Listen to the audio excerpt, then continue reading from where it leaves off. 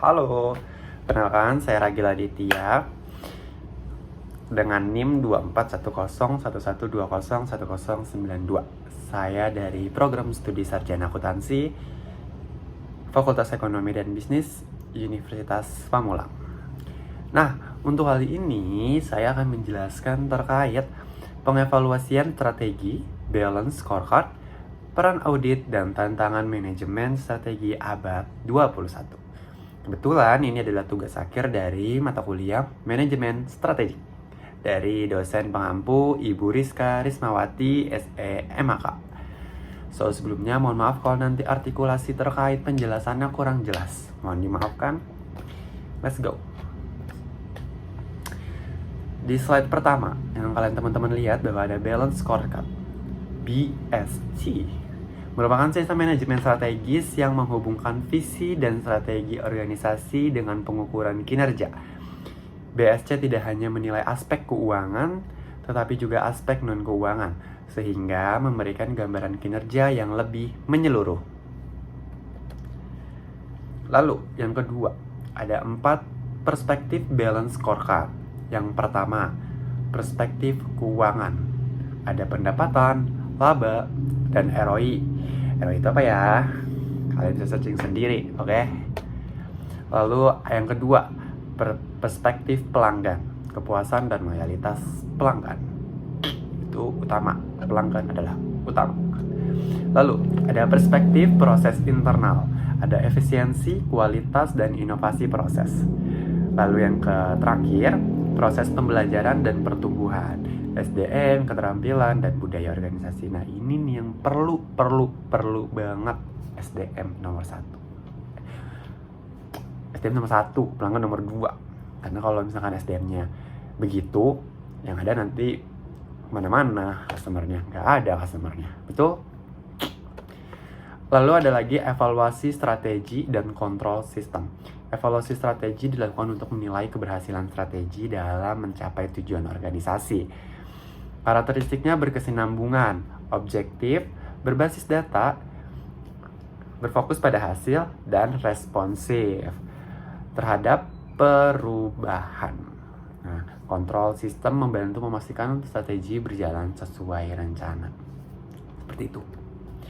Lalu di slide ini ada auditor internal pemerintah.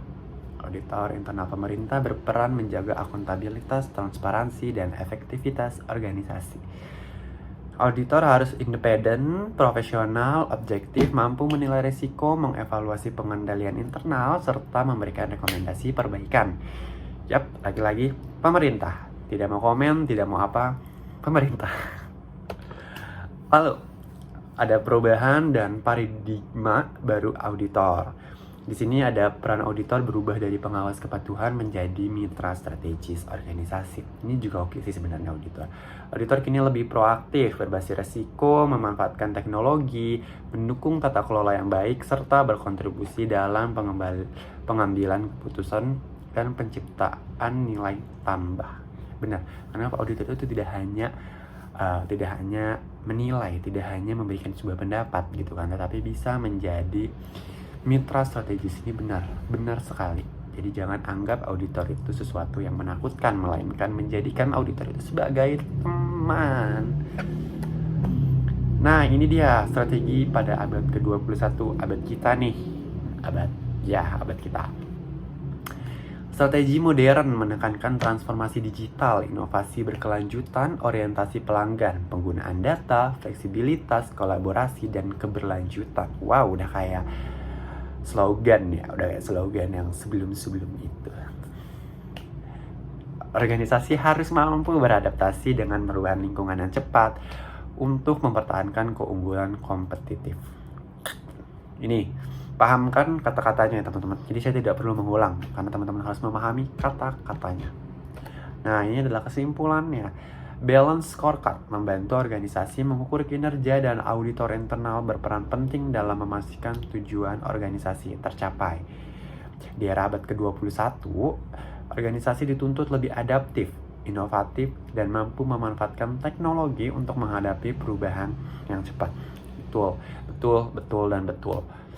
Pokoknya semua harus kerja cepat, adaptif, inovatif, tentu karena dengan keadaan yang sekarang semua harus serba sekian terkait pembahasan pengevaluasian strategi, balance scorecard, peran audit, dan tantangan manajemen strategi abad ke-21. Itu dari saya. Kita satset banget, cepet banget, karena memang yang dibahas adalah yang sudah ada di PowerPoint ini, yang ada di belakang saya ini.